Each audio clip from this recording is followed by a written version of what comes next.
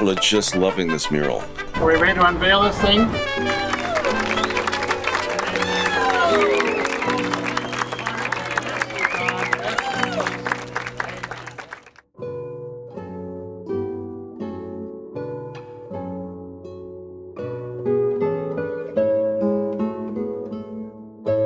You heard that it's been 3 years in the making. You know, it was going to be as part of honoring our, 150th birthday. What we've already seen is it's bringing people together to sort of honor what went before.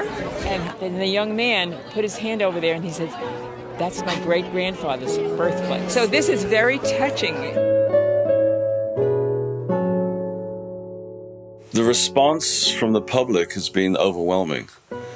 Every day I'm getting thank yous and love and digital hugs, if you like. It's really exciting to see it up, and it's beautiful. I think it's an amazing addition to downtown. It's a huge history behind our culture here in Ventura.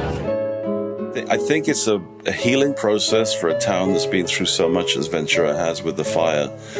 And I think that it's a community spirit that is affected by a mural like this. So the response has been wonderful.